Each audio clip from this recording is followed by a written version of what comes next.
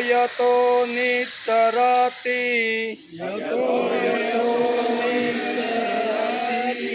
यतो यतो निचरति मनः संचलमस्थिरम्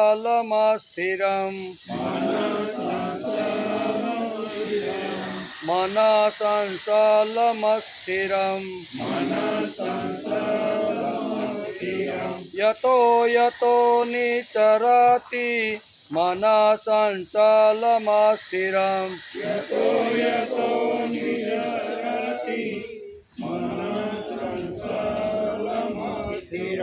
ततस्ततो नियम्येतत्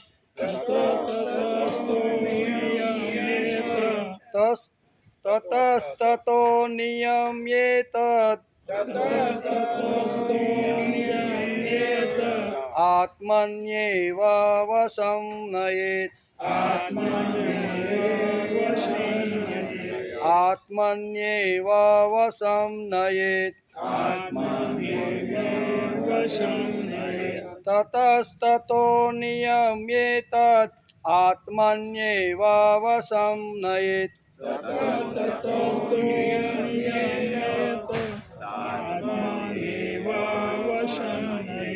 यतो यतो निचरति मनः संचलमस्थिरम् ततस्ततो नियम्येतत् आत्मेव वशं नयेत्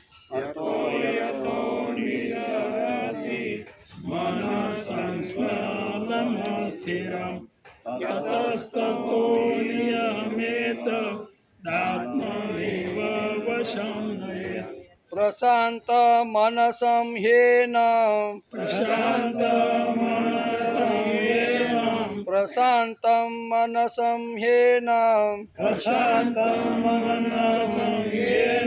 योगिनं सुखमुत्तमम् योगिनं सुखमुत्तमम्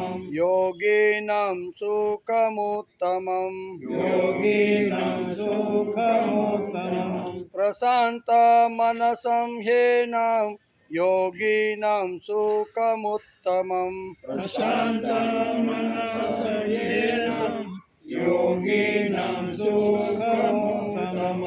उपेति शान्तरज उपेति शान्तरजसम् उपेति शान्तरजसम् ब्रह्मभूतमकल्मषम्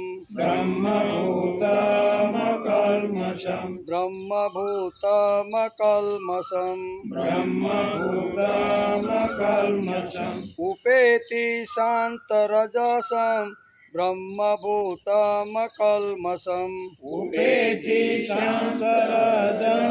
ब्रह्मभूतमकल्मषम् प्रशान्त मनसं ह्येन योगिनं सुखमुत्तमम्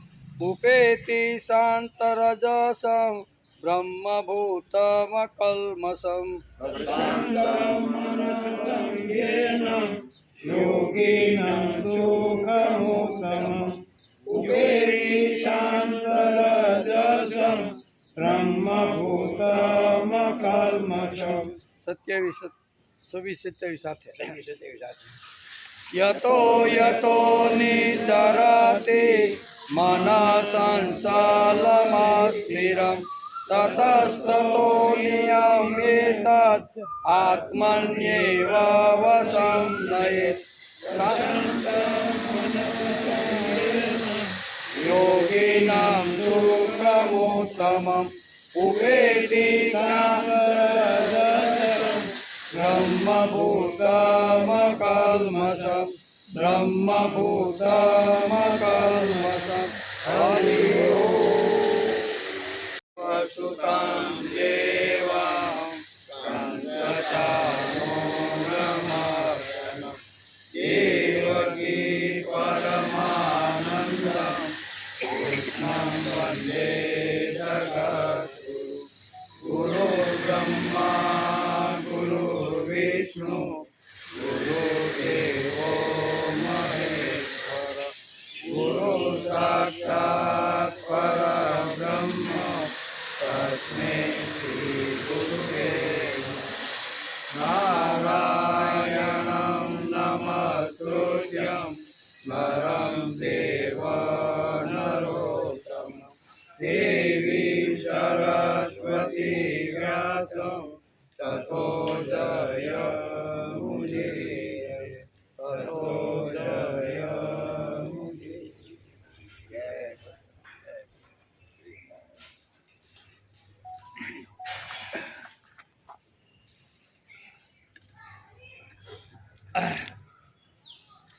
યતો યતો નિચરતિ મન સંચલમસ્થિરં તતસ્તતો નિયમ્યેત આત્મેવ વસં આત્મેયેવ વસં નયેત.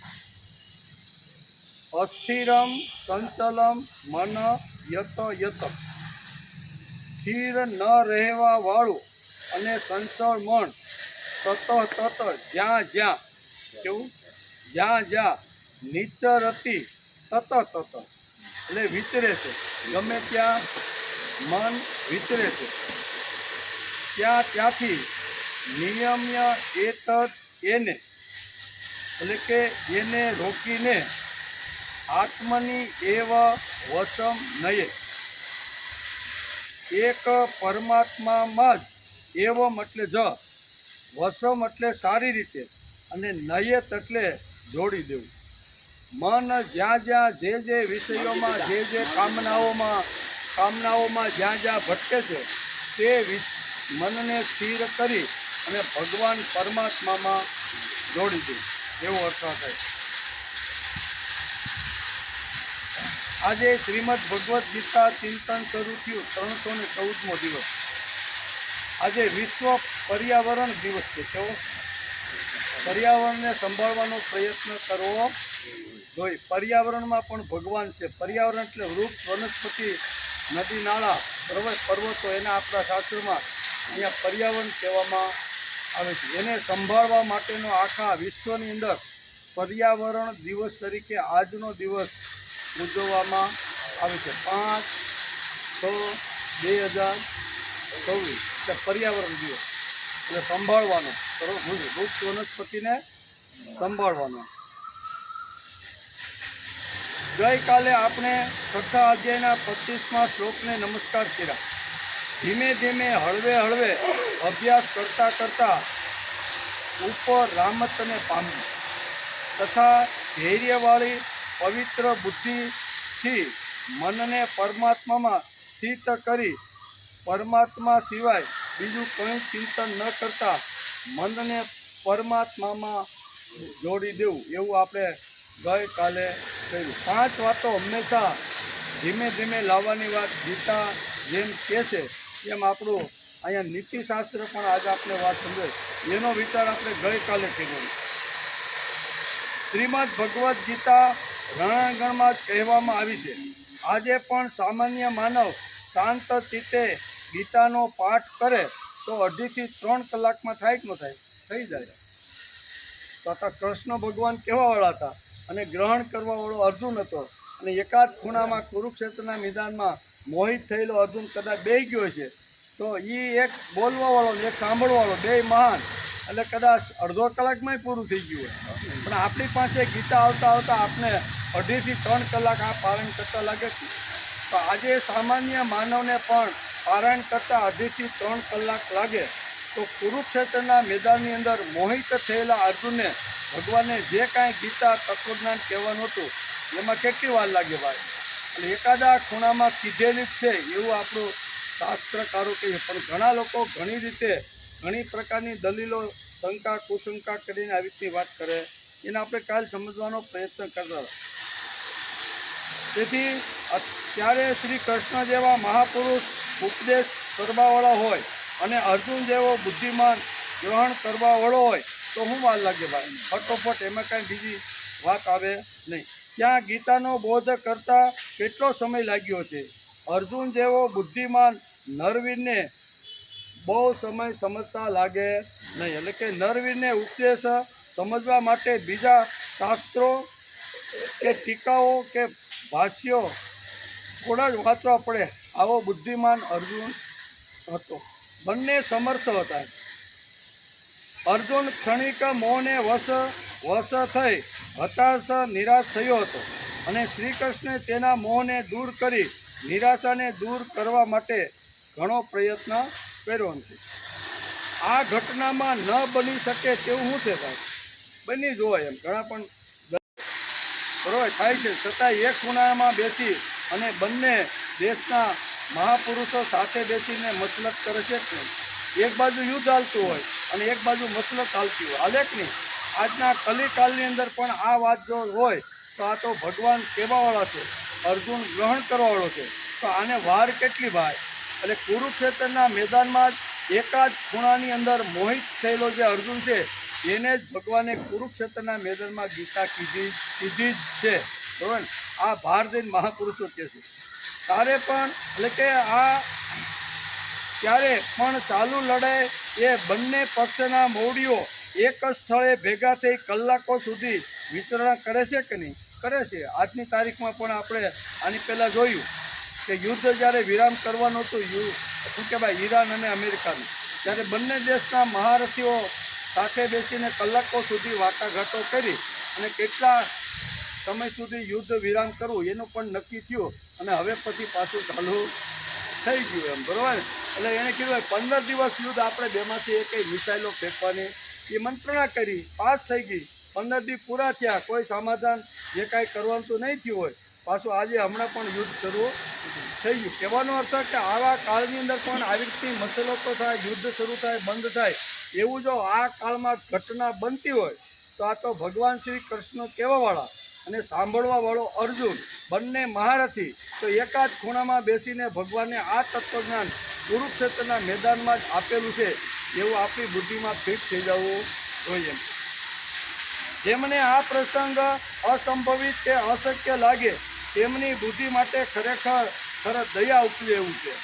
આવા લોકો ઘણીવાર વિચાર કરતા છે કે આ ગીતા કુરુક્ષેત્રના મેદાનમાં નહીં પણ કોઈ હોલની અંદર અથવા કોઈ વાડીની અંદર બેસીને સામે પ્રેક્ષકોની સામે કીધી હોય ને એવું લાગે કે હકીકતે એવું નથી. વળી કેટલાક લોકો મહાનુભાવો બીજી એવી ઘણી દલીલો કરે છે કે શત્રુઓ સામે યુદ્ધે ચડેલા અર્જુનને બોધ આપો એ પ્રસ્તુત નથી. દુશ્મને સાથે યુદ્ધમાં ચડેલો જે અર્જુન છે એને બોધ આપવાની જરૂર, એને લડવા દેવાની જ જરૂર છે. હવે પડી ગયો છે તો પડવા જ હોય છે અને હાલ્યો છે તો હાલવા જ. ઘણા લોકોની એવી દલીલો છે. તેથી 11થી 25 શ્લોક સુધીના વિચાર કરતા ભગવાન કહે છે કે ધ્યાન માર્ગમાં પરમાત્મા સિવાય બીજું કંઈ ચિંતન મનન ન થવું જોઈએ. એમ આપણે 11મા શ્લોકથી આ સાંભળતા આવી છે. કોઈ પણ રીતે ભગવાન આડોહળો કાન પકડીને અર્જુનને સીધો કરવાનો પ્રયત્ન, જે એંગલથી જે સિદ્ધાંતથી કોઈ નવો સિદ્ધાંત આપવો હોય તો નવો સિદ્ધાંત એ આપીને ઘૂંટીને કદાચ એને વાળવા શું કહેવાય વળીને જો કહેવાનું હોય ને તો પણ ભગવાન અહીંયા 11થી 25 શ્લોકની અંદર અહીંયા અર્જુનને ધ્યાન યોગનું મહત્ત્વ સમજાવે છે. તેથી ધ્યાન માર્ગમાં પરમાત્મામાં સિવાય બીજું કંઈ જ ચિંતન મનમાં ન થવું જોઈએ એવું અત્યારે 11થી 25 શ્લોક સુધી આપણે સાંભળતા આવ્યા છીએ. તેથી પૂર્વોત્તર પ્રકારે નિર્વિકલ્પ સ્થિતિ ન થાય તો શું થાય? ઘણીવાર માણસ પ્રયત્ન કરે, સંચળ મન આડું હળું ફરવા લાગે, મન પ્રભુની અંદર લાગે નહીં ને વિષયો તરફ દોડતું જાય. તો અર્જુનનો પ્રશ્ન હતો, ભગવાને અર્જુનનું મન વાંચ્યું. મન વાંચીને અર્જુનના મનમાં થાય છે કે ભગવાન તમે વાત તો કરી, બરોબર કરી કે આ બધા વિષયોને એક બાજુ રાખીને મનને પરમાત્મામાં જોડવું, પણ મન એટલું સંચળ છે, એ અસ્થિર એટલું છે ને એને પ્રયત્ન કરવા છતાંય મન સ્થિર થતું નથી. તો એના માટે ભગવાન શું કરવું જોઈએ? આવો મનની અંદર એક પ્રશ્ન અર્જુનના મનમાં ઊભો થયો છે. તો ભગવાને સીધો જ અહીંયા 26મા શ્લોકની અંદર મન સંચળ હોય, અસ્થિર હોય અને એને જો સ્થિર કરવાનું હોય તો એની પદ્ધતિ કઈ છે એવું અર્જુનના મનમાં જ્યારે લાગ્યું છે ત્યારે ભગવાને આ 26મા શ્લોકથી શરૂઆત કરી દીધી. શું કહે છે? તેથી પૂર્વત પ્રકારે નિર્વિકલ્પ સ્થિતિ ન થાય, મન ભગવાનમાં પરમાત્મામાં ન લાગે તો શું કરવું? એના માટે ભગવાને 26મા શ્લોકમાં વર્ણન કર્યું છે. ન લાગે તો એનો ઉપાય પણ ભગવાન આપણે બતાવે છે, કારણ કે ભગવાન હળવે હળવે ઉપાય બતાવે છે. ગઈકાલે આપણે જોતા ને શને કે હળવે હળવે પ્રભુથી છૂટો પડેલો જે જીવ છે ને એને પ્રભુ તરફ વાળવાનો છે.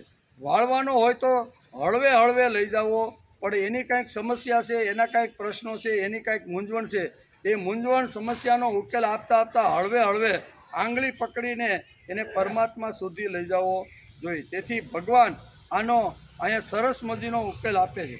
શું આપે છે? યતો યતો નિચરતી મન સંચલમ સ્થિરમ તતસ્તતો નિયમ્યેત આત્મયેવ વશમ નયેત. સ્થિર રહેનારું અને સંચળ મન જ્યાં જ્યાં વિચરે છે ત્યાંથી રોકીને અને એક પરમાત્મામાં સારી રીતે જોડી દેવું. ભગવાને કીધું તારું મન જ્યાં જ્યાં ભટકતું હોય ને ત્યાંથી મનને ખેંચી અને પરમાત્માની અંદર તારે જોડી દેવું. આ ભગવાન એને કહે છે. તેથી આ અસ્થિર એટલે કે સ્થિર ન રહેનારું મન અને સંચળ મન જે શબ્દાદી વિષયના નિમિત્તે સંસારમાં વિચરે છે તે વિષયમાંથી રોકીને એને વારંવાર પરમાત્મામાં જ નિરુદ્ધ જોડાણ કરવાનો પ્રયત્ન કરવો જોઈએ. તેથી આપણા શાસ્ત્રકારોએ, આપણા પૂર્વજોએ આપણને માળા આપી. માળા ફેરવીને 108 પારાની. એ શા માટે છે? એ આટલા માટે છે કે મન જો આડું અવળું ભાગવા માંડે ને તો એક પછી રામ પછી એટલે કે એક નામ બોલતા બોલતા માળાની અંદર મન જો સ્થિર થઈ જાય તો આડું અવળું ભાગતું રહેલું જે આપણું મન છે ને એ માળાના મણકામાં એકદમ પ્રભુ સ્મરણમાં સ્થિર છે. એટલે તો માળા આવીએ. નહીંતર ઘણા બહેનો શું કરે કે માળા ફેરવતા જાય, શાકભાજીમાં કાંઈ કચની અંદર એકાગ્ર થવું જોઈએ. તેથી તે વિષયમાં તેથી અહીં ભગવાને પહેલો શબ્દ વાપર્યો છે આ યતો યતો. કેવો? ભગવાને કયો શબ્દ વાપર્યો? યતો યતો નિચરતી મન સંચલમ સ્થિરમ. આ લીટીની અંદર ભગવાને આ શબ્દ વાપર્યો છે. શું કહે છે? સાધકે જે ધ્યેય રાખ્યું છે, સાધકે જે ધ્યેય રાખ્યું છે તેમાં આ મન ટકતું નથી. ધ્યેય રાખ્યું છે કે મારે કોઈ 108 મણકાની અંદર મારે પ્રભુને બેહાડી દેવાના છે, પણ કોઈ મણકામાં આપણું મન જાય અને કોઈમાં બહાર પણ નીકળી જાય, બધામાં બેસતું નથી. ધ્યેય તો રાખ્યું છે કે મારે 108 માળા નામની ભગવાનના નામની માળા ફેરવવાની છે. તેથી અહીં કહે છે કે ધ્યેય રાખ્યું છે તેમાં આ મન ટકતું નથી કે રોકાતું નથી. આથી તે મનને અસ્થિર કહેવામાં આવ્યું છે. મન ટકતું નથી, મન સ્થિર રખતું નથી. આવી સ્થિતિને શાસ્ત્રકારોએ અસ્થિર શબ્દ વાપર્યો. એમાં સ્થિર રહી શકે નહીં. બીજું, આ મન જાતના સાંસારિક ભોગોને અને પદાર્થોને ચિંતન કરે છે, આથી તેને સંચળ કહ્યું છે. અને બે શબ્દ ભગવાને આ શ્લોકમાં વાપર્યા, સ્થિર અને સંચળ. સંચળ કોને કહેવાય એની પણ ભગવાને વાત કરી, અને અસ્થિર મન કોને કહેવાય એની પણ ભગવાને આ શ્લોકની અંદર વાત કરી છે. આ શ્લોકમાં ભગવાન કહે છે કે આ મન ન તો પરમાત્મામાં સ્થિર થાય છે અને ન તો સંસારને છોડે છે. આ વાતો આ શ્લોકની અંદર ભગવાન સમજાવે છે. ન તો સંસારમાં સ્થિર થાય છે, આડું ભાગે છે, અને ન તો પરમાત્મામાં સ્થિર થાય છે. એટલા માટે સાધકે આ મન જ્યાં જ્યાં હોય, શું બેઠું છે? યતો યતો શબ્દ એટલે કે કોઈ પણ વ્યવહારમાં હોય, સામાજિક કાર્યમાં હોય, પછી કોઈ ભક્તિ માર્ગમાં, કોઈ પણ માર્ગમાં હોય, ત્યાંથી યતો મનને ખેંચી અને પરમાત્મામાં જોડવું. જ્યાં જ્યાં જે જગ્યાએ મન આવી રીતનું ઘૂમતું હોય તો એને ત્યાંથી ખેંચી અને પરમાત્મામાં જોડવાનો પ્રયત્ન કરવો જોઈએ. એટલા માટે સાધકે આ મન જ્યાં જ્યાં જે કારણથી જ્યાં જેવી રીતે જાય અને ત્યારે ત્યાં તેવી એટલે કે ત્યારે જાય ત્યારે શું કરવું એ આ શ્લોકની અંદર ભગવાને સમજાવ્યું. મન આડાઅવળું ભાંગે, ગમે ત્યાં ભાગવા માંડે, બરાબર, ગમે ત્યાં ઘૂમે તો એ મનને સ્થિર કરવા માટે શું કરવું જોઈએ એ ભગવાને આ શ્લોકની અંદર સમજાવ્યું છે. મન જ્યાં ગયું હોય તેને ત્યાંથી તે કારણથી તેવી રીતે બને અલકે અને જ્યારે ઉઠાવીને પરમાત્મા તત્વમાં જોડવું એમ આ શ્લોકમાં કીધું છે.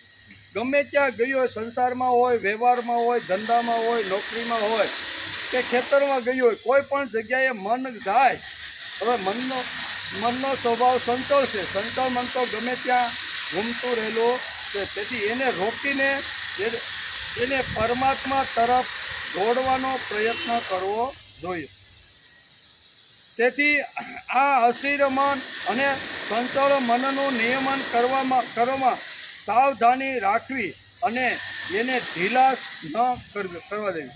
આ મનને સાવધાનીપૂર્વક શું કહેવાય સંયમિત રાખી અને જ્યાં હરતું ફરતું મન છે એને પકડી અને પરમાત્મામાં જોડવાનો પ્રયત્ન કરવો.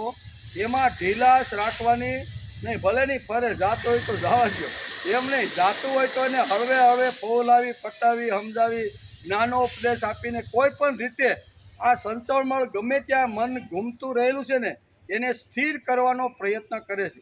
તેથી ભગવાને અહીંયા સ્થિર અને સંચલ આ શ્લોકની અંદર બે શબ્દો ભગવાને વાપર્યા છે. એને આજે આપણે સમજવાનો પ્રયત્ન કરવાનો છે. તેથી ગયા શ્લોકમાં શને ગયા શ્લોકમાં શું હતું? શને જ્યારે બરાબર ને, એટલે ધીરે એનો અર્થ ધીરે પણ થાય. ધીરે એવો પણ અર્થ થાય છે.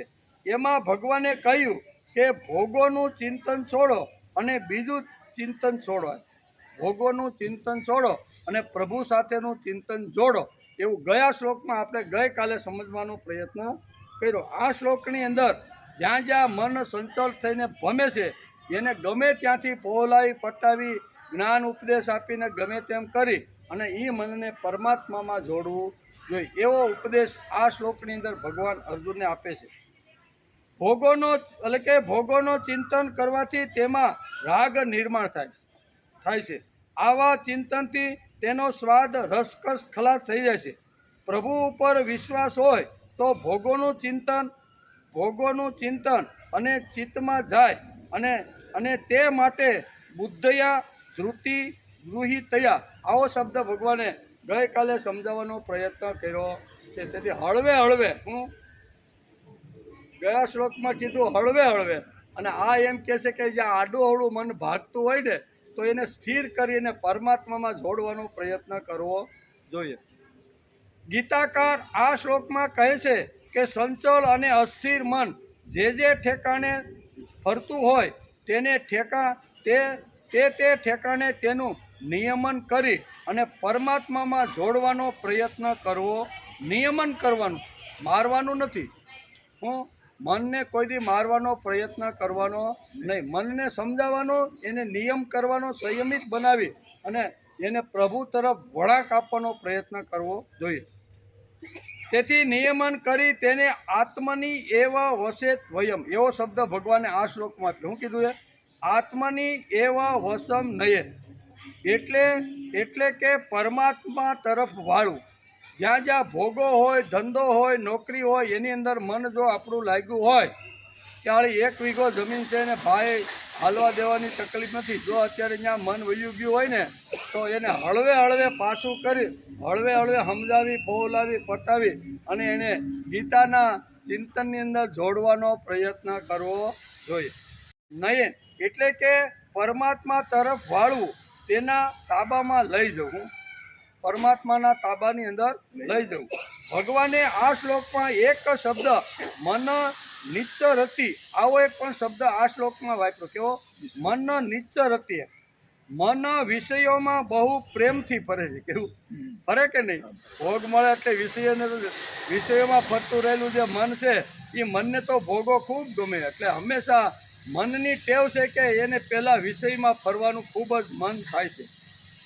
તેથી કહે છે કે આ શ્લોકમાં મન નિચ્ચરતિ, મન વિષયોમાં બહુ પ્રેમથી ફરે છે.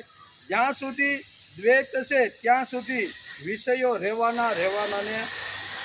દ્વૈત અને અદ્વૈત દ્વૈત એટલે આપણી અત્યારની આ સ્થિતિ, જમવું, ખાવું, બોલવું, ચાલવું, વ્યવહાર કરવો, એની અંદર દ્વૈત આવે છે. એટલે દ્વૈત આવે એટલે જ્યાં સુધી દ્વૈત છે, આપણી હયાતી છે, અંદર આત્મતત્વ છે, ત્યાં સુધી દ્વૈત રહેવાનું, અને દ્વૈત છે ત્યાં સુધી વિષયો પણ રહેવાના, રહે કે નહીં?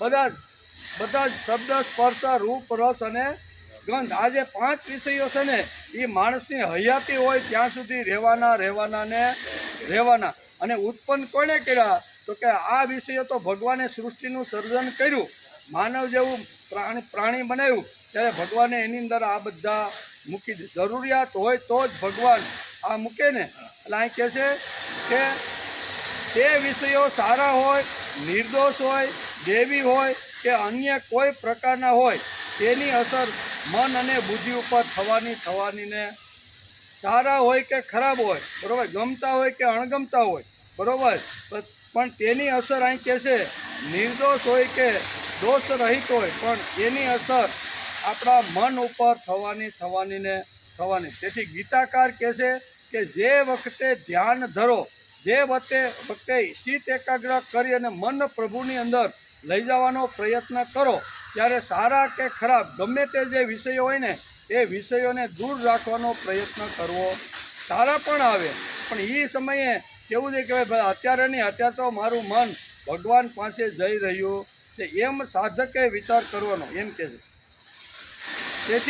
તેથી તે વિષયો સારા હોય, નિર્દોષ હોય, દેવી પણ હોય અને અન્ય કોઈ પ્રકારના હોય, તેથી તેના ઉપર એટલે કે બુદ્ધિ ઉપર અને મન ઉપર એની અસર થવાની. તેથી પણ આ વિષયોની અસર તપાસવી પડે, એ એક માનસિક અભ્યાસ છે. કયો વિષય જોયા પછી મન અસ્થિર થાય છે, મન સંચળ થાય છે? કયો વિષય જોયા પછી આપણું મન અસ્થિર થાય, સંચળ થાય છે? જીભના વિષયને લીધે કે ચક્ષુના વિષયને લીધે? વિષય તો આમાં પડ્યા જ છે, વિષયો તો છે જ. શબ્દ, સ્પર્શ, રૂપ, રસ અને ગંધ, આ 5 વિષયો છે. એની સામે આપણી 11 ઇન્દ્રિયો છે. તો આ કઈ ઇન્દ્રિયે કયા વિષય તરફ જોયું છે, એનું માણસે વિચાર કરી અને એ વિષયને હળવે પ્રભુ તરફ વાળવાનો પ્રયત્ન કરવો જોઈએ. તે અહીં કહે છે કયો વિષય જોયા પછી મન અસ્થિર થાય છે, મન સંચળ થાય છે? જીભના વિષયને લીધે કે ચક્ષુ ઇન્દ્રિયના વિષયને લીધે? તે તપાસવું અને તે વિષયોને પ્રભુ તરફ વળણ આપવું. કયો વિષય, 5 વિષયોમાંથી કયા વિષય તરફ આપણી ઇન્દ્રિય ગઈ છે, તો એ ઇન્દ્રિયનું એના ઉપર સંયમિત કરી અને પ્રભુ તરફ વાળવાનો પ્રયત્ન કરવો જોઈએ. ઘણા તીવ્ર વિષયો છે તે મનને ચલિત કરે છે. નાના વિષયો મનને ચલિત કરી શકતા થશે, એમ કરીને ઘણીવાર નાના વિષયો ઘણીવાર માણસને મોહિત કરતા નથી, પણ જબરજસ્ત વિષયો જ્યારે માણસની સામે આવે ને, ત્યારે એ માણસના મનને ચલિત કરી નાખે છે. તેથી ભગવાને આ શ્લોકની અંદર સ્થિર અને સંચલ 2 શબ્દ વાપર્યા છે.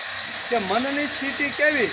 તો કે મોટા સારા અને મનને ગમે અને આકર્ષિત કરે એવા વિષયો જ્યારે સામે આવે ને, ત્યારે જ માણસને પ્રશ્ન ઊભો થાય છે કે આને પકડું કે આને પકડું, આ લવ કે ન લવ, ઊભો કરું કે છોડી દઉં. આવું ઘણીવાર આપણા મનની અંદર ચકડી શરૂ થઈ જાય છે.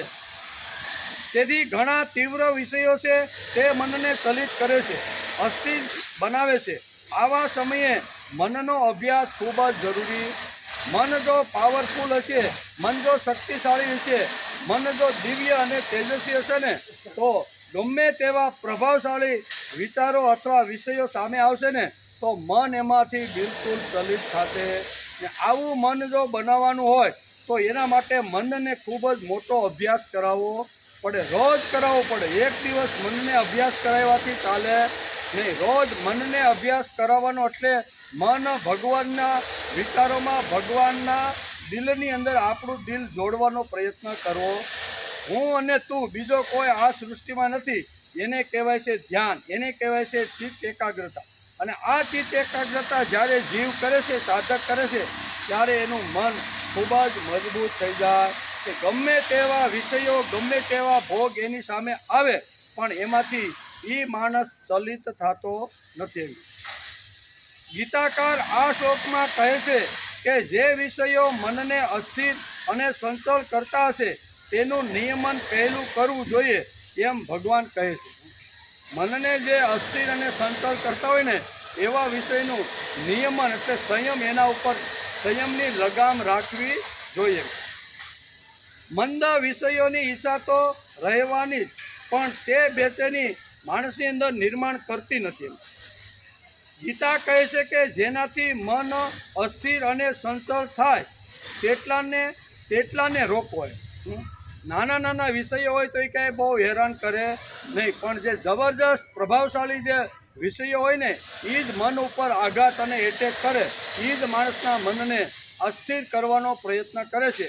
તેથી ગીતાકારે આ શ્લોકમાં શું કીધું, કેવા મોટા મોટા મનને અસ્થિર કરે એવા વિષયો ઉપર લગામ રાખવી.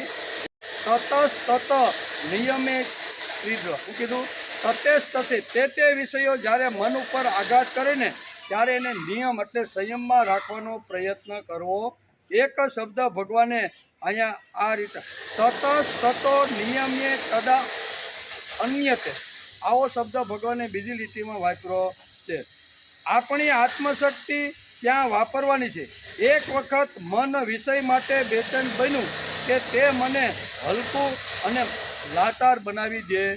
એકવાર મન જો નબળું પડ્યું, મનની સ્થિતિ નબળી થાય તો એ શું કરે છે તો કે આપણા જીવનને હલકું અને લાચાર બનાવી દે છે. મળશે કે નહીં તેનો ભય નિર્માણ થાય છે. પ્રાપ્ત કરવાના લોભમાં પડી જાય છે. ભય અને લોભથી માણસનું ખલાસ થઈ જાય છે. આવું મન પ્રભુમાં એકાગ્ર થઈ શકતું નથી. પ્રભુની સામે આંખો મિલાવીને મિલાવીને ફેસ ટુ ફેસ જોવાથી હિંમત તેનામાં હોતી. ભગવાનની સામે ફેસ ટુ ફેસ જોવાની હિંમત આવા મનની હોતી નથી. તેથી મનને પાવરફુલ બનાવવું જોઈએ, મનને દિવ્ય બનાવવું જોઈએ, મનને શક્તિશાળી બનાવવું જોઈએ. મન જો શક્તિશાળી હશે તો ગમે તેવા પ્રભાવશાળી વિષયો જો માણસની સામે આવશે તો માણસને હલાવી શકશે નહીં. બરાબર.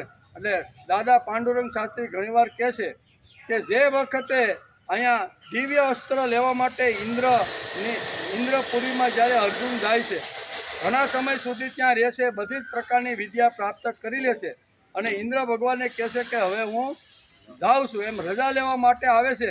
તો ત્યાંની જે એક અપ્સરા હોય છે ને એ અર્જુન ઉપર મોહિત થઈ ગઈ કે આવો સરસ યુવાન અને આવો પાછો પૃથ્વીલોક ઉપર જાય, એના કરતાં અહીંયા રહે ને અમારી સાથે રહે ને તો અમારું ખૂબ જ સરસ મળે. એટલે આવી રીતની જ્યારે રજા માગવા માટે જાય છે ઇન્દ્ર પાસે ને ત્યારે આ અપ્સરા એને કહે છે કે હું તમને જવા દઈશ નહીં, તમે મારી સાથે લગ્ન કરો, આપણો સંસાર સારો. અને એ વખતે આટલી રૂપનો અવતાર એવી અપ્સરાનું વર્ણન તો આપણે વાંચી ત્યારે ખબર પડે કે બધી રીતે પારંગત થઈ ગયેલી હોય.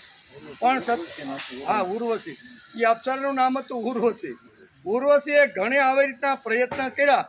અર્જુનનું મન મક્કમ હતું અને એકદમ પવિત્ર અને દિવ્ય હતું.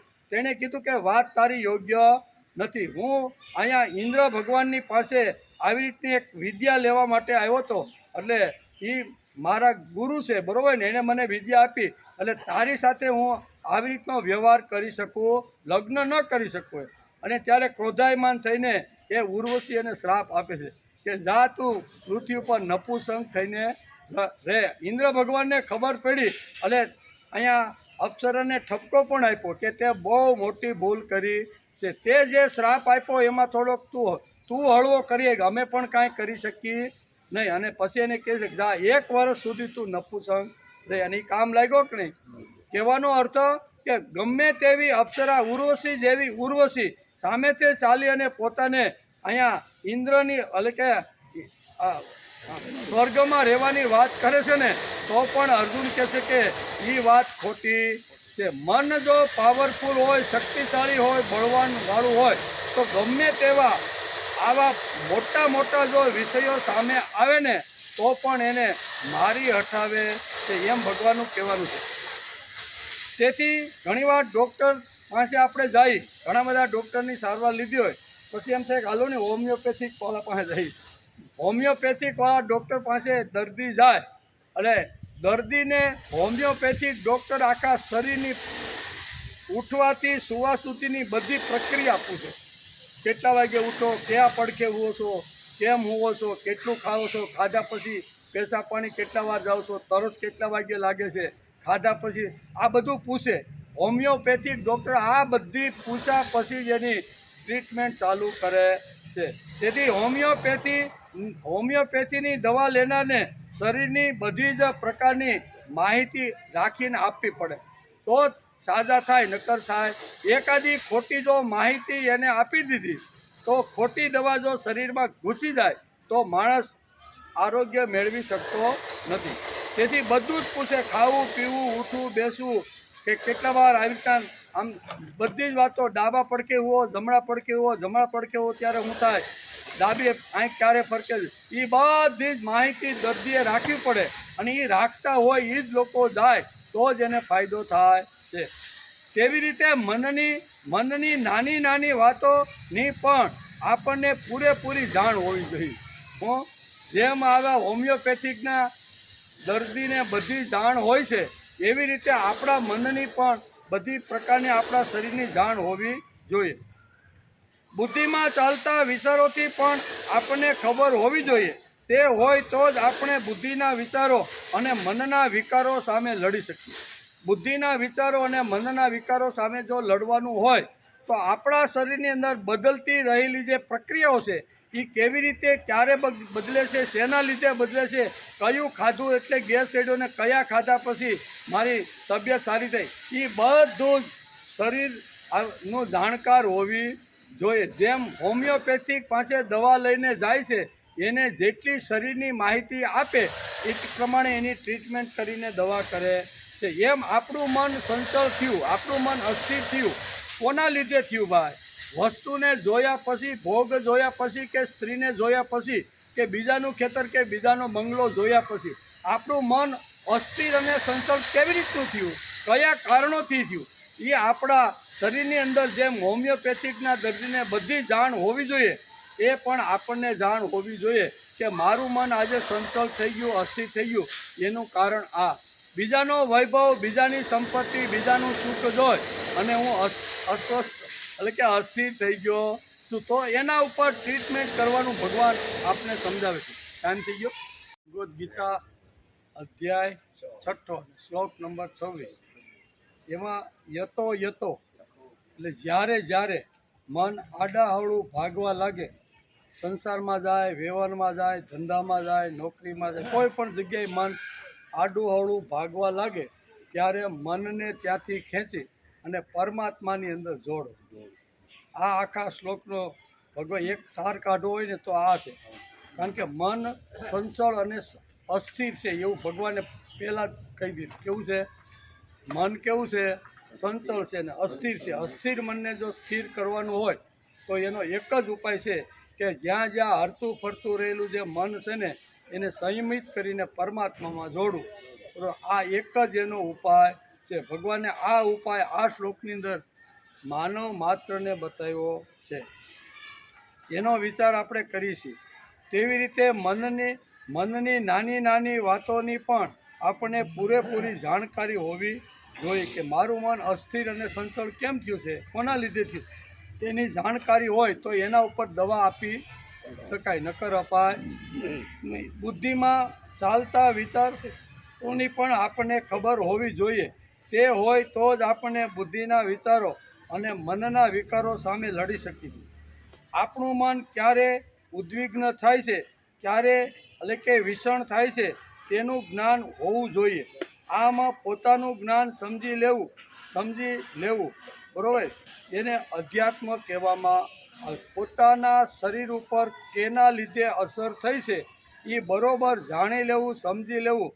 વિકારો કોના લીધે આવ્યા, ચંચળ મન કેવી રીતનું થયું, અસ્થિર મન કેવી રીતનું થયું, આ જો માણસ જાણી લે અને એને ઉપર જો ટ્રીટમેન્ટ કરવામાં આવે તો એને આપણા શાસ્ત્રકારોએ અધ્યાત્મ શબ્દ વાપર્યો કે આ માણસ આધ્યાત્મિક છે. આધ્યાત્મિક એટલે કાંઈ કપડાં કેવા પહેરો છો કે પહેરવેશ કેવો છે એના ઉપરથી માણસ આધ્યાત્મિક છે કે સાંસારી છે એ ખબર પડે નહીં. શાસ્ત્રકારોએ અહીં બહુ સરસ રીતે મનને જાણી લેવું અને જાણ્યા પછી એના ઉપર ટ્રીટમેન્ટ કરવાની અને ટ્રીટમેન્ટ જેને સારી રીતે કરતા આવડે છે કે ભાઈ આ સંચળતા મારા મનની અંદર કઈ ઇન્દ્રિય દ્વારા ઊભી થઈ, જોવાથી થઈ, સાંભળવાથી થઈ, બોલવાથી થઈ, ખાવાથી થઈ, કઈ ઇન્દ્રિયથી આ શરીર ઉપર આમ આવી રીતની થઈ છે, તો એને જાણી લીધા પછી એની સારી રીતે ટ્રીટમેન્ટ કરવાનો જે પ્રયત્ન કરે છે ને એને અધ્યાત્મ કહેવામાં આવે છે. કોણ કહે છે?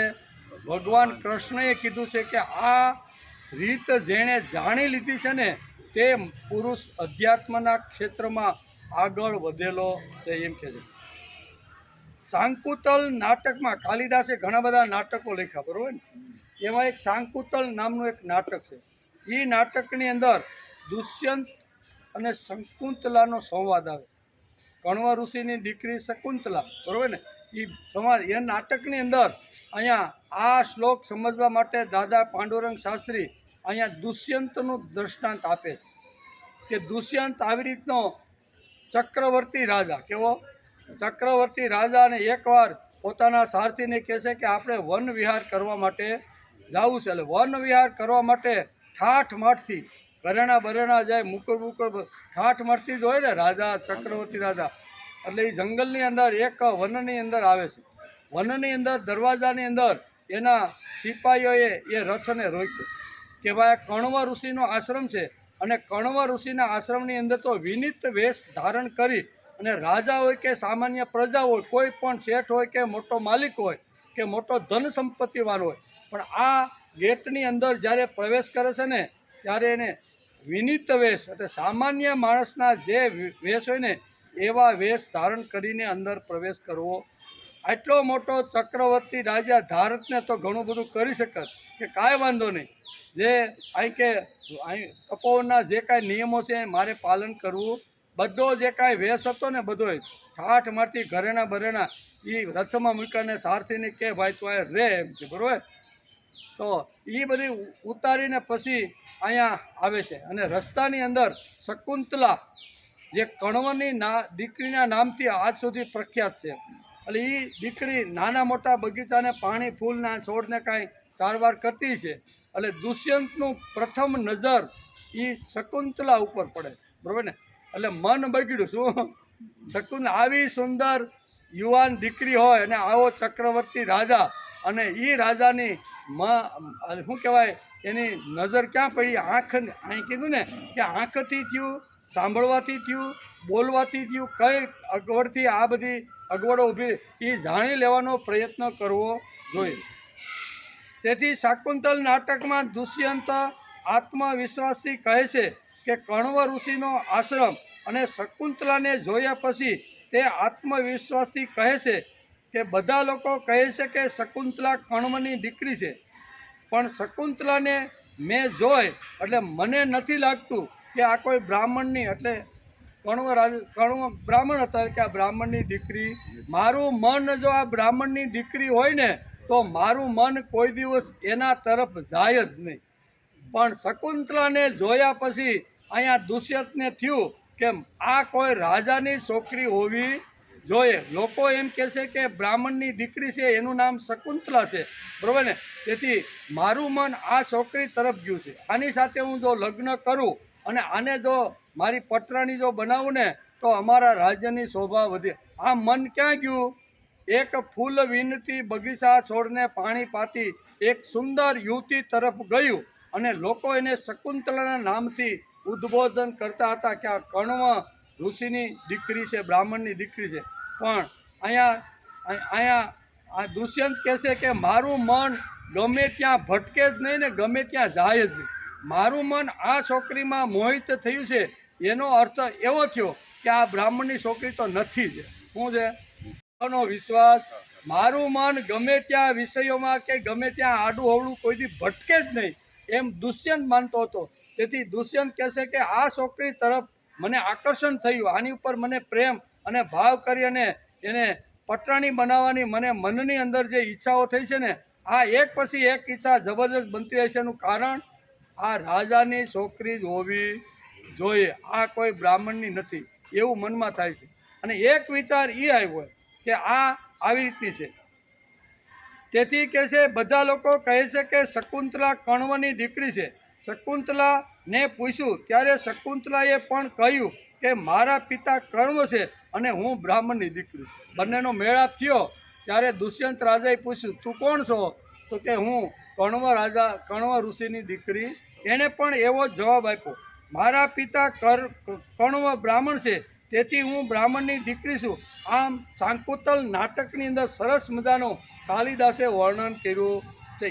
એ શા માટે આજે આપણે સમજવાનું છે કે મન ગમે ત્યાં આડું હવળું જાય, મન કોઈની અંદર એકાગ્ર થાય, સંચળ થાય, અસ્થિર થાય, તો કોના લીધે એ મન સંચળ કે અસ્થિર થયું છે? એ મનની દવા એના ઉપર કરવી જોઈએ. કયાંથી આ અસ્થિરતા અને સંચળતા નીકળી છે એ મનને બધી ખબર હોવી જોઈએ એમ કે. તેથી શકુંતલાને જોયા પછી દુષ્યંતના મનમાં વિચાર આવે છે કે શકુંતલા બ્રાહ્મણની દીકરી હોઈ શકતી. પહેલો વિચાર એને એ આવ્યો કે આ બ્રાહ્મણની દીકરી હોઈ શકતી નથી, કારણ કે મારું મન કોઈ દી ખોટે રસ્તે કે ખોટી છોકરીઓમાં ભટકે જ નહીં. આવું દુષ્યંત વિચાર કરે છે. નહીંતર મારું મન આર્ય મન છે. કેવું? હું તો આર્ય મન છું ને આ અમારી જે પરંપરા છે ને એનું તો વર્ણન થઈ શકે નહીં. આટલી પવિત્ર ને દિવ્ય એ કુળનો હું છું. શું કહે છે કે મારું મન તો આર્ય મન છે, શકુંતલા તરફ આકર્ષાય જ નહીં. તે કોઈ મહાન ક્ષત્રિયની પુત્રી હોવી જોઈએ તો જ મારું મન એના તરફ જાય. અને વાત પણ બરોબર છે. બરોબર. શકુંતલાનો જન્મ કેવી રીતે થયો? તો કે વિશ્વામિત્ર ઋષિ તપસ્યા કરવા માટે ગયા, પણ સામે રંભાને જોઈ. કેવી? રંભાને જોયા પછી એનું મન આકર્ષાયું અને એમ થયું કે વાહ. અને 1 વર્ષ સુધી રંભાની સાથે સંસાર આ વિશ્વામિત્રે કર્યો. અને પછી એમાંથી જે બાળક થયું એ નાની એવી છોકરી. પછી બંનેને ભૂલ પોતાની સમજાણી. રંભાને પણ પોતાની ભૂલ સમજાણી એટલે એ તો સ્વર્ગમાં ચાલી ગઈ આ છોકરીને મૂકી. વિશ્વામિત્ર એમ કહ્યું મારા જેવો મહાન તપસ્વી, મારા જેવો મહાન ઋષિ, અને આ મેં હું કરી બેઠું કામનાની અંદર એટલો હું ડૂબી ગયો કે 1 વર્ષ સુધી મને કાંઈ ખબર પડી. એટલે મારે આને સંભાળવી નથી. બરાબર ને? એમ કરી અને બંને નીકળી ગયા કે નહીં. અને પછી નાની એવી હવે જન્મતાની સાથે છોકરીને સંભાળે કોણ? એટલે જંગલના નાના નાના જે પક્ષીઓ હતા ને એ સાંસની અંદર શણ લાવે, પાણી લાવે અને આ બાળક નાનું જે પડ્યું હતું ને એના મોઢામાં મૂકે. આમ કરીને ઘણા દિવસો વીતી ગયા. કર્ણ ઋષિ ફરતા ફરતા જંગલમાં આવ્યા. એણે જોયું કે પક્ષીઓ શકુન એનો અર્થ થાય પક્ષી હોય. શકુન એટલે કે આ પક્ષીઓ આને સંભાળવાનો પ્રયત્ન કરે છે. નાની એવી બાળકી અને એને ઉપાડી અને પોતાના તપોવનમાં લાવ્યા અને એનું નામ પાડી દીધું શકુંતલા. કેવું?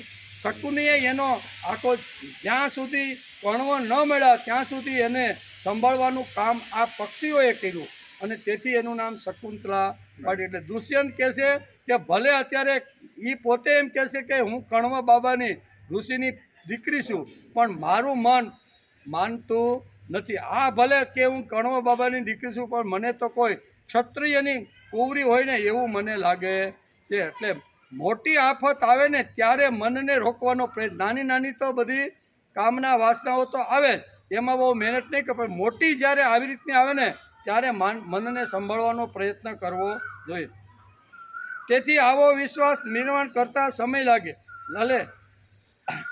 અલકે હકીકત શકુંતલા ક્ષત્રિય કન્યા હતી, કર્ણ રાજાની દીકરી ન હતી. પોતાના અંતઃકરણ ઉપર દુષ્યંતને કેટલો વિશ્વાસ હતો તે આ નાટક ઉપરથી કાલિદાસે જે લખ્યું ને એના ઉપરથી ખરી. મારું મન આર્ય છે, આર્ય ગમે ત્યાં ભટકે નહીં. એમ આવો વિશ્વાસ નિર્માણ કરતા સમય લાગે, પણ તે માટે અંત સુખ થઈ એકાંતની સાધના સેવી જોઈએ.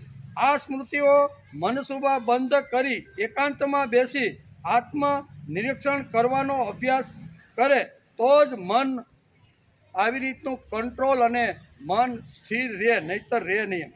મન સાથેની આ બધી વાતો છે. મનને પંપાળીને પૂછવું જોઈએ કે તને શું જોઈએ છે ભાઈ. મનને ઘણીવાર આવી રીતનું જ્યારે સંચળ મન થાય, કોઈ વિષયો ઉપર કૂદાકૂદ મન કરવા લાગે ત્યારે માણસે જીવે પૂછવું જોઈએ કે ભાઈ તું કૂદાકૂદ કરે છે, તને શું જોઈએ છે. એટલે મન સાથેની આ બધી વાતો છે. મનને પંપાળીને પૂછવું જોઈએ કે તને ભાઈ શું જોઈએ છે, આજ સુધી તે કેટલું મેળવ્યું છે, તને કાંઈ ઓછું પડ્યું છે, કેટલું ઓછું પડ્યું છે. આવા પ્રશ્નો પૂછીને મનને મનનો સ્વભાવ જાણી લેવો જોઈએ કે ભાઈ તું કૂદાકૂદ કરે છે એનું કારણ શું છે ભાઈ, કઈ ઇન્દ્રિય તરફ તારું આકર્ષણ થયું છે, એ બધું જાણી લેવાનો પ્રયત્ન કરવો જોઈએ. આ રીતે મન સાથે પરસ્પરસ વાતો થવી જોઈએ. મનને આવી રીતે ઓળખીને જેનાથી મન અસ્થિર થાય, સંચળ થાય અને એવા વિષયોને ગીતાકાર કહે છે નિયમ્ય શબ્દ એક આ શ્લોકમાં શું વાપર્યો છે? નિયમ્ય એટલે નિયમ પાળવો જોઈએ. ગમે ત્યાં મન ન ભટકે એવો નિયમ અને એવો સંયમ પાળવાનો પ્રયત્ન કરવો જોઈએ. તેથી ભગવાને આ શ્લોકની અંદર નિયમ્ય શબ્દ વાપર્યો છે. નિયમમાં બાંધીને પછી આત્મન્યેત વશમ હોય. પછી આગળ ભગવાન આગળની કડીમાં કહે છે એક તો મનને નિયમમાં રાખવું જોઈએ અને પછી આગળ તરત જ ભગવાન કહે છે કે આત્મવંતેન વશમ નયે, મનની વાસનાને બાંધી દેવી જોઈએ. મન એની પાસેથી જાણી લીધા પછી એને બાંધવાનો પ્રયત્ન કરવો જોઈએ, સંયમમાં રાખવાનો પ્રયત્ન કરવો જોઈએ. મનને અસ્થિર કે સંચળ કરનારી બે વાતો છે. ભગવાન બીજું આગળ કહે છે કે આ મન જે સંચળ થાય છે, અસ્થિર થાય છે ને, એની બે વાતોથી માણસનું મન સંચળ અને અસ્થિર થાય છે. મનને અસ્થિર કે સંચળ કરનારી બે વાતો છે. એક દ્રશ્ય વસ્તુ આમે જોવે, દ્રશ્ય વસ્તુ જેમાં અહીંયા દુષ્યંતે શકુંતલાને જોઈ, દ્રશ્ય થયું ને, પોતાના રથમાંથી ઉતરીને વિનિત વેશે જ્યારે તપોવનમાં આવ્યો અને શકુંતલા આવી રીતના ફૂલ છોડને જ્યારે સારવાર કરતી હતી, પાણી પાતી હતી ને, ત્યારે એ દ્રશ્ય વસ્તુ થઈ. કેવી? આમે એણે કોઈ સ્ત્રીને જોઈ એટલે એક વસ્તુ માણસના મનને સંચળને અસ્થિર કરનારી વસ્તુ કઈ છે? દ્રશ્ય. આમે જોવે તો મન આમ આડું અવળું ભાગવા અસ્થિર થાય અને ભાગવા લાગે. તેથી મનને અસ્થિર કરનારી, સંચળ કરનારી બે વાતો છે. એક વાત છે દ્રશ્ય વસ્તુ અને બીજી વસ્તુ આપણા મનમાં રહેલી વાસના. અંદર રહેલી જે વાસના છે ને એ દેખાતી નથી, પણ એ વાસના ઘણીવાર વસ્તુ, વ્યક્તિ કે કોઈ પણ વિચારને જોયા પછી સંચળ અને અસ્થિર થવા લાગે કે નહીં. આની અંદર પડેલી જે વાસના હતી ને, એ બે વસ્તુ દુષ્યંતના જીવનમાં અહીંયા શાકુંતલ નાટકની અંદર કાલિદાસે વર્ણન કર્યું છે કે બે વાતની અસર અહીંયા દુષ્યંત ઉપર થઈ છે. એક તો દ્રશ્ય વસ્તુ સામે આવી છે અને અંદરથી બીજું મન કહે છે કે તારું મન કેવું છે? આર્ય છે, તું પવિત્ર છો, કયા કુળનો છો, તું જરીક તો વિચાર કર કે આ છોકરી જોયા પછી તારું મન ત્યાં ભાગી ગયું છે ને, આ મનને તું પાછું એક મન અંદરથી રહેલું જે મન છે ને, એક આ કહે છે. બહારની દ્રષ્ટિનું પાછું મન વિચાર કરે છે કે આ છોકરી જોયા પછી તો આની સાથે તો મારે લગ્ન કરવા જોઈએ. આને જો હું મારા રાજ્યમાં લઈ જાઉં ને પટરાણી જો બનાવું ને તો અમારા રાજ્યની શોભા વધી જશે. એક મન પાછું હરી ફરીને પાછું આ કે એક અંદરનું મન છે, એક બહારનું મન છે, બંને અત્યારે ઝઘડે છે. એટલે અસ્થિરતા કયા મનથી કેવી રીતની આવી, વાસનાથી આવી કે દ્રશ્યથી આવી, તેનો વિચાર માણસે કરી લેવો જોઈએ. તેથી આ બધી છે શ્રીમદ ભગવદ્ ગીતા અધ્યાય 6 ને 26મો શ્લોક. શું કહે છે ભગવાન કે સ્થિર ન એટલે કે સ્થિર ન રહેનારું મન, સંચળ મન જ્યાં જ્યાં વિચરે છે ત્યાંથી રોકીને એને એક પરમાત્મામાં જ સારી રીતે જોડી દેવું. ગુજરાતી આવું થાય. મન ગમે ત્યાં ગયું હોય તો હળવે હળવે એને ધીમે ધીમે પરમાત્માની અંદર જોડી દેવું. એવું ભગવાને આ શ્લોકની અંદર, કારણ કે અર્જુનનો પ્રશ્ન હતો કે ભગવાન તમે કહો એ વાત તો બરાબર, સને ધીરે ધીરે હળવે હળવે મન ભગવાનમાં લગાડો ને. આગળના શ્લોકમાં તો તમે કીધું, પણ આવી રીતે કરવા છતાંય મન અસ્થિર અને સંચળ થાય છે તો એનું શું કરવું? ત્યારે ભગવાને આ કીધું, સંચળ અને અસ્થિર મનને હળવે હળવે સ્થિર કરી અને પ્રભુની અંદર જોડી દેવું. આ સીધું સાદું ગીતાનું તત્વજ્ઞાન ભગવાન આપણે સમજાવે. તેથી મનને અસ્થિર કે સંચળ કરનારી બે વાતો છે. એક દ્રશ્ય વસ્તુ અને બીજી આપણા મનમાં રહેલી વાસના.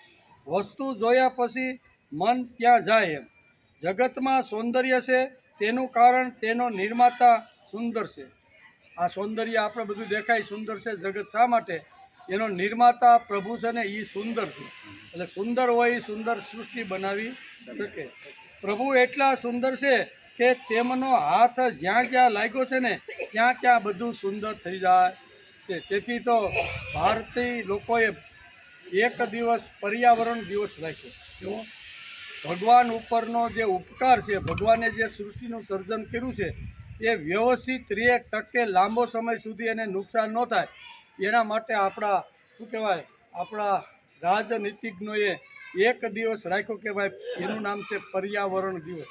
એટલે આજે પર્યાવરણ દિવસ એટલે વૃક્ષનું જતન કરવાનું, સંભાળવાનું કામ કરવું જોઈએ. વૃક્ષનું શા માટે કરવાનું?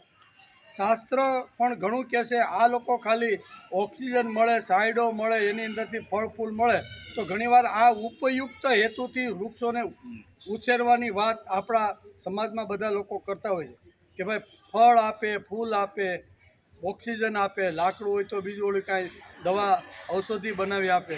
પણ અહીંયા શાસ્ત્રકારો ગીતા આ માટે વાત કરતી નથી. ગીતા તો બહુ આગળ જઈને કહે છે કે પરોપકાર વૃત્તિથી માણસે અહીંયા પ્રકૃતિનું જતન કરવું જોઈએ, પર્યાવરણનું જતન કરવું. શા માટે? તો કે આપણે કહીએ છીએ ને કે કેવું પરોપકારાય ફલંતી વૃક્ષા. આપણું નીતિશાસ્ત્ર પણ આજ કહે છે કે પરોપકારાય ફલંતી પરોપકારાય ફલંતી વૃક્ષા, પરોપકારાય વહંતી નદ્યા, પરોપકારાય વિભાતી સૂર્ય, પરોપકારાય સદૈવ કાર્ય. આ ત્રણને ધ્યાનમાં રાખીને પરોપકાર વૃત્તિ રાખીને માણસે અહીંયા શું કહેવાય પર્યાવરણનું જતન કરવું જોઈએ. પ્રકૃતિનું જતન કરવા માટે આ જ સિદ્ધાંત જો લાગુ પડે તો માણસ પર્યાવરણને નુકસાન કરે નહીં. નહીંતર ઉપરયુક્ત પૂરું થઈ ગયું, ખેતરની અંદર આડી આવે છે, શું કહેવાય આંબલી કાપો એને, ખેતરની અંદર આડો રસ્તા હાથી આંકવામાં આવે છે. આપણે કરી નાખ્યું કે નહીં ઉજોડ કરી નાખ્યું. આપણે દક્ષિણ ગુજરાતમાં જઈએ તો ત્યાં નથી. એકટું ખેતર 1 વીઘાનું હોય તો એક બાજુ આજુબાજુ બધું ઝાડવા ઊભા હોય. હા, 1 વીઘાનું મગ હોય તો મગ, અડદ હોય તો અડદ, જે કાંઈ હોય ને ખેતરોમાં તમે જાઓ ને અહીંથી 25-50 કિલોમીટર આ તમને જોવા મળે. એનું કારણ શું છે? કાપે નહીં, કે જેટલું થાય એટલું વૃક્ષે આપશે ને જમીન માતાએ આપશે, એમ કરીને જતન કરતા રહેલા છે. આ સૌંદર્ય છે તેનું કારણ તેનો નિર્માતા સુંદર છે. તેથી આ હેતુ ભક્તિનો જો 2 ટીપા નાખી દેવામાં આવે ને તો માણસ વ્યવસ્થિત જતન કરે છે. તેથી ભાગવતમાં પણ વર્ણન છે કે ઉર્વશીને એકવાર જોયા પછી પુરુ રાજાના મનમાં એ બેસી ગઈ. બરોબર, બેસી ગઈ કે નહીં? ભાગવત આપણે જે વખતે વાંચતા હતા એની અંદર આ એક પ્રસંગ વેદવ્યાસે લખ્યો હતો કે ભાગવતમાં વર્ણન છે કે ઉર્વશીને જોયા પછી એકવાર પુરુ રાજાના મનમાં તે બેસી ગઈ. તે એકલો બેઠો હતો અને દ્રશ્ય ઉર્વશી ન હતી છતાંય મનમાં વિચાર કરતો હતો. હું એકવાર જોઈ લીધી, પાછી પોતાના રાજમાં આવ્યો અને એકલો પડ્યો ત્યારે મહેલમાં બેઠો બેઠો વિચાર કરવા. હવે ત્યાં ઉર્વશી હતી નહીં, મન ત્યાં ક્યાં પહોંચી ગયું કે એકવાર જે દ્રશ્ય વસ્તુ જોઈ એ મનમાં ફિટ થઈ ગઈ અને શાંતિથી બેઠા પછી એ જ વસ્તુને મનની અંદર લાવવાનું. એટલે મન છે એ વિકાર ઉત્પન્ન કરે છે. સાચવેલી વસ્તુ ગમે ત્યારે એ દ્રશ્યમાન કરી શકે છે. તેનું એક મન કહેતું હતું, એનું પુરુ રાજાનું એક મન કહેતું હતું કે સ્ત્રી એટલે હાડ માંસનું પૂતળું છે, તું હું આમાં મથી રહી છો, એનો હું વિચાર કરે છે. મહેલમાં બેઠો બેઠો પુરુ રાજાના એક મન કહી દેતું તું જે અહીંયા કે ઉર્વશીનું જે વિચાર કરે છે એ સ્ત્રી છે અને એ સ્ત્રી શેની બનેલી છે? હાડ માંસની. હાડ માંસ તો એકવાર ખલાસ થવાનું એમાં તું હું ખૂટી ગયો છો. એક મન એને અંદરથી આ સમજાવી રહ્યું છે કે કલાકો સુધી તું એની અંદર હું મથ્યો રહ્યો છે, એને છોડ એમ. ત્યારે બીજું મન કહે છે, પાછું અંદર બીજું એક મન બેઠું છે. બીજું મન એવું કહે છે કે આવી સુંદર કન્યા બીજી વાર જોવા નહીં મળ્યું. 2 મનની વચ્ચે લડાઈ શરૂ થઈ કે આવી કન્યા બીજી વાર જોવા નહીં મળે. પેટ ભરીને એકવાર મનથી એને જોઈ લે, એમ પુરુ રાજા અહીંયા પોતાના મહેલમાં બેઠો વિચાર કરે છે. તેથી બીજું મન કહે છે કે લીધેલું શિક્ષણ તારું ખલાસ, તે અત્યાર સુધી 18 વર્ષ સુધી ઋષિના તપનમાં રહ્યો. શું કહે છે બીજું મન અહીંયા પુરુ રાજાને શું કહે છે કે તું તપોવનમાંથી ભણીને આવ્યો, રાજા બન્યો અને ગુરુએ જે શિક્ષણ આપ્યું છે એ શિક્ષણમાં તું નાપાસ થયો છે. એમ બીજું મન કે એનું ચારિત્રનું આવું પાલન કર્યું, આવું મન કહે છે. શું કે બીજું મન કહે છે કે તે લીધેલું શિક્ષણ નકામું ગયું ને. બીજું મન કહે છે કે સ્વપ્નમાં પણ આવી સુંદરી જોવા ન મળે એવી અત્યારે ઊભી થઈ છે. આવા મન અનેક પ્રકારના ઘોડા ઘડતું રહેલું છે. બે મન છે, એક આ દ્રશ્ય મન હોય તો એ જોઈને પણ આવી રીતનું મન તલ્લીન થાય, અને એકવાર જોયા પછી એ સામે દ્રશ્ય ન હોય તો મનની અંદર પણ એ પાછું દ્રશ્ય ઊભું કરીને મન એની અંદર લગાડે છે. તેથી શ્રીમદ ભગવદ્ ગીતા કહે છે, શું કહે છે, એક ડગલું આગળ જઈને કહે છે, તેથી શ્રીમદ ભગવદ્ ગીતા કહે છે કે ઇન્દ્રિયોને બહારથી વશ રાખી જે મહામૂઢ ઇન્દ્રિયોના વિષયોને મનથી સ્મરણ કરતો રહે છે તે મિથ્યાચારી અને ઢોંગી છે.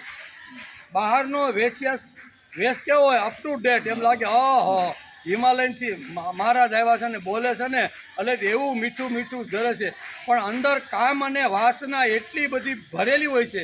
ગીતાકાર આને મિથ્યા અને ઢોંગી કહે છે. શું કહે છે? તેથી ગીતા કહે છે કે ઇન્દ્રિયોને બહારથી વશ રાખે. બહારથી રાખવે એટલે કોઈનું કાંઈ લે નહીં, આમ છે તેમ કરે, એ સંયમ નિયમ પાળે. એમ એટલે કે વશ રાખી જે મહામૂઢ ઇન્દ્રિયોના વિષયોને મનથી સ્મરણ કરતો રહે છે તે મિથ્યાચારી અને ઢોંગી છે. આવું બહુ સ્પષ્ટ ગીતાકાર કહે છે. તેથી દ્રશ્ય વસ્તુ ન જોવી એ રસ્તો યોગ્ય નથી. વસ્તુ તો મળવાની, ભગવાને જ આ બધું ઊભું કર્યું.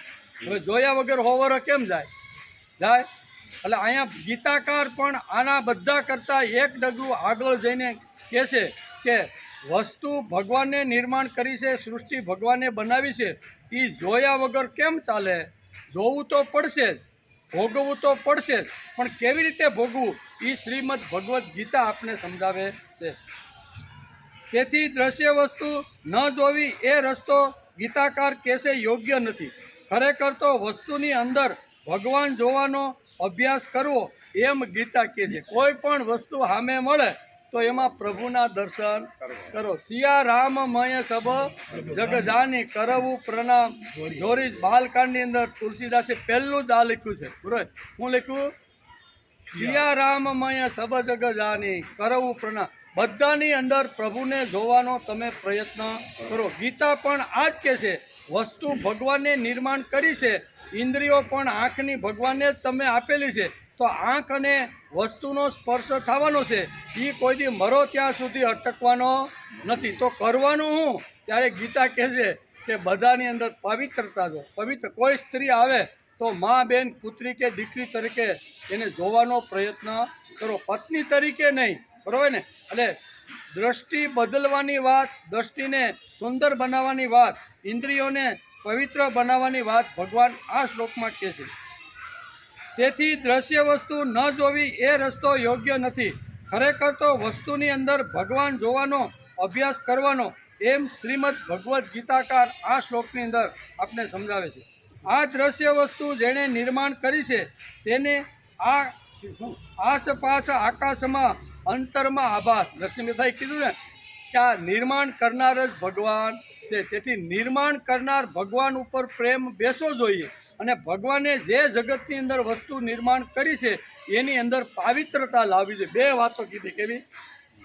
ભગવાને નિર્માણ જે વસ્તુ કરી છે એના ઉપર પ્રેમ, અને વસ્તુને પાવિત્રથી જોવાનો પ્રયત્ન કરવો જોઈએ. બે વાતો કીધી છે. તેથી આ દ્રશ્ય વસ્તુ જેણે નિર્માણ કરી છે તેને આસપાસ આકાશમાં અંતરમાં આભાસ.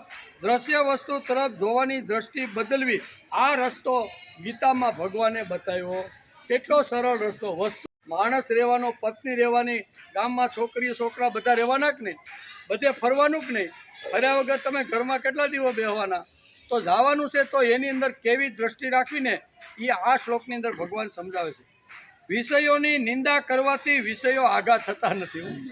વિષયોને ગમે એટલી ગાળો આપો તમે, વિષયો ખરાબ છે, આમ છે, તેમ છે. ઇન્દ્રિયોને ગમે તેટલી ધમકાવો, ઇન્દ્રિયો તો આમ છે ને કાપી નાખો ને આંખો ફોડી નાખો, ગમે તેટલું આડું હવળું બોલો તો ગીતાકાર કહે છે આ રસ્તો યોગ્ય નથી. ઇન્દ્રિયો મેં આપી છે, વિષયો મેં આપ્યા છે, ભોગો મેં આપ્યા છે. જગતની અંદર તમારે હસતા રમતા આ રમકડાઓ સાથે તમારે બધાએ ફરવાનું છે 100 વર્ષ સુધી. તો 100 વર્ષ સુધી તમે રમકડા જોડે ફરો ત્યારે વસ્તુ તરફ, વ્યક્તિ તરફ, વિચાર તરફ પાવિત્ર દ્રષ્ટિ હોવી, આટલું સ્પષ્ટ ગીતાકાર આ આપને સમજાવશે.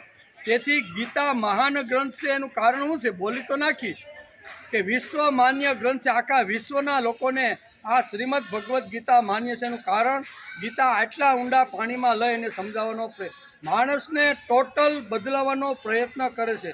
વસ્તુ રહેવાની છે, વિષયો રહેવાના છે, સમાજ રહેવાનો છે, કુટુંબ રહેવાનું છે, પરિવાર રહેવાનો છે, પર્યાવરણ રહેવાનું છે, આ બધું રહેવાનું છે. પણ એના તરફ જોવાનો જે પાવિત્ર દ્રષ્ટિકોણ છે ને એ શ્રીમદ ભગવદ્ ગીતા આપણા જીવનમાં લાવવાની વાત કરે છે. તેથી વિષયોની નિંદા કરવી ખોટી છે. કરાય નિંદા?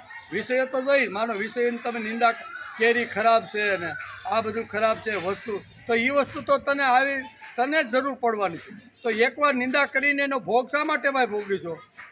તેથી ઘણા લોકો ઘણી રીતે ખોટું તત્વજ્ઞાન સમાજમાં ઊભું કરે છે. વિષયો ખરાબ છે, ઇન્દ્રિયો ખરાબ છે, વિષયો તરફ બહુ જોવાનું ને આમ છે. અરે વિષયો તો રહેવાના જ છે ભાઈ, મરીએ ત્યાં સુધી વિષયો આપણી જોડે સાથે રહેવાના છે. તેથી વિષયોની નિંદા કરવાથી વિષયો આગા થવાના નથી. તેથી ગીતાકાર આ શ્લોકમાં કહે છે તતસ્તતો નિયમસ્ય. બહુ સરસ કહ્યું. આ તમારે વસ્તુ જોતી વખતે, વિષયો જોતી, આ નિયમ તમારે રાખવાનો, તમારા મનની અંદર પાવિત્ર ઊભું કરો. એમ આ શ્લોકમાં હું કીધું તતસ્તતો નિયમ્યસ્ય એમ કહીને ભગવાન આ શ્લોકની અંદર બહુ સુંદર વાત સમજાવવાનો પ્રયત્ન કરે. નિયમ કઈ રીતે લાવવો? નિયમ આપણે વાત તો ભગવાને કરી દીધી, પણ નિયમ કઈ રીતે લાવવો? તો તેમાં પાવિત્ર લાવો. નિયમ લાવો એટલે એમાં પવિત્રતા લાવો. શૃંગાર કરવાનો હશે તો ભગવાન શ્રી કૃષ્ણનો શૃંગાર અને એનું વર્ણન ગાવો. હુતાહુતીનું વર્ણન ગાવો એના કરતાં ભગવાનનું વર્ણન ગાવો નહીં. 5 લોકો ભેગા થયા હોય એટલે વર્ણન કોનું હાલે? હુતાહુતીનું. 60 વર્ષ પહેલાં આમ આવ્યો હતો ને અત્યારે રાજકારણમાં આ જ છે, હમણાં આ હળગ્યું, એમાં આટલું હળગી ગયું, આ કેમ થયું, આવી બધી બાકડા ઉપર બેઠા બેઠા માણસ વર્ણન કરે કે નહીં? એટલે અહીં ગીતાકારને ખાલી એટલું જ કહેવાનું છે કે તમે ભોગો અથવા આવી વિષયી વસ્તુનું વર્ણન ન કરતા ભગવાનના શૃંગારનું, ભગવાનના શણગારનું, ભગવાનના મુગટનું, ભગવાનના આખું જે ચરિત્ર છે ને એનું વર્ણન કરતા બેસો, તો તેમાં પાવિત્ર આવશે, નહીતર આવે નહીં. શૃંગાર ભગવાનનો હશે તો ભગવાન શ્રી કૃષ્ણનો ગાવો. કોઈ ગુણવંતરાય કે ગુણવંતી બેનનો ન ગાવો. આપણે તો ગુણવંતી બેનના કહેવા માંડીએ. આ ગુણવંતી બેન છે ને, આ ગુણવંતભાઈ છે ને, એ આવ્યા ત્યારે આમ હતા ને ગયા ત્યારે આવું થયું ને બધું થયું, બરાબર, એના જ આપણે વર્ણન અને આવી રીતનું કરતા હોઈએ છીએ. એની જગ્યાએ શ્રીમદ ભગવદ્ ગીતા આપણને કહેશે કે યત એટલે કે તતસ્તતો નિયમસ્ય. આ બહુ કે તમે વર્ણન કોનું કરો કે જે જીવન વિકાસ તરફ જે વિચારો લઈ જાય એવા વિચારોનું તમે નિયમન કરો. તેથી વાસના સત હોય કે અસત હોય તે મનની સ્વસ્થતા ગુમાવે છે. તે જેમ પાણીમાં પથ્થરો નાખો કે સોનાની ઈંટ નાખો તો તરંગો તો હરખા જ નિર્માણ થાય.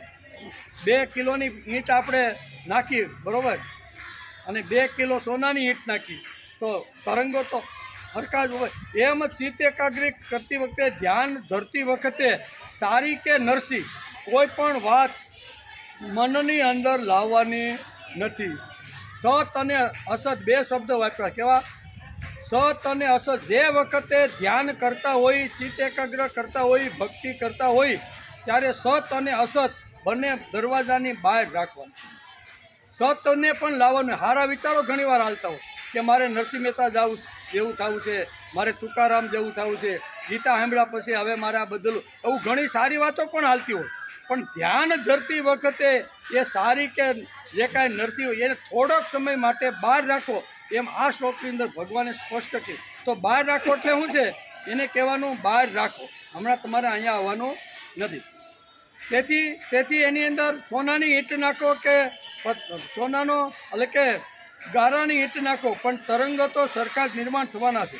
જે વાસના મનમાં તરંગો નિર્માણ નથી કરતી, મનને શાંત અને સ્વસ્થ રાખે છે, તે શુભ વાસના, તે ઈશ્વરદત્ત વાસના ગણાય અને શુભ વાસના ગણાય. નિર્માણ કરવાની હોય તો આત્મનન્ય વશમ નયે, એવું ભગવાને આ છેલ્લી કડીની અંદર શું કહી દીધું કે આત્મન્યાયમાં વસે નિયત. એટલે આત્માને વશ કરી, સારી હોય કે નરસી હોય, કોઈ પણ વાત હોય તો થોડો સમય માટે, અડધો કલાક માટે એને બહાર રાખવાની પ્રયત્ન કરવો જોઈએ. મનને આત્માના તાબામાં લઈ જાઓ. દ્રશ્ય પદાર્થનું રૂપ બદલવું હોય તો અંદરની વાસનાનું રૂપ બદલવું હોય તો ગીતાએ આ રસ્તો આપણને બતાવ્યો છે. ગીતાકાર અતિ સુંદર ઉપાય આ શ્લોકની અંદર આપને બતાવે છે. આત્મન્યેવ વશમ નયે, આત્માના તાબાની અંદર મનને લઈ જાઓ. મારું હસવું, મારું રમવું, મારું બોલવું એ મારું સગુણ સાકાર રૂપ છોડી 6 કલાક ઊંઘું છું, એ મારું નિર્ગુણ રૂપ છે. એટલે એક જ માણસની અંદર સગુણ અને નિર્ગુણ બંને વાતો આવી જાય છે. આપણા મનનું નિયમન કરવું હોય તો તેને ઈશ્વરના તાબામાં લઈ જાઓ. તે કહે તે રીતે કરો. 24 કલાક ભગવાન સાથે છે એ સમજણ કેળવાય તો માણસનું વર્તન બદલાય, જીવન બદલાય, વાસના મનને અસ્વસ્થ ન કરી શકે. હવે આગળના 2 શ્લોકમાં અવસ્થાઓનું કઈ અવસ્થાઓ ભગવાને સમજાવવાનો પ્રયત્ન કર્યો છે એ આગળના 2 શ્લોકની અંદર, એટલે કે 27 અને 28, 2 શ્લોકની અંદર આની અવસ્થાઓ કેવી હોય ભાઈ. આ બધી જે વાતો આગળ બધી અત્યાર સુધી 26મા શ્લોક સુધી કરી, તો આ બધી અવસ્થાઓ કેવી હોય એવો મનની અંદર અર્જુનને પ્રશ્ન કદાચ થયો છે. ભગવાન અંતર્યામી છે.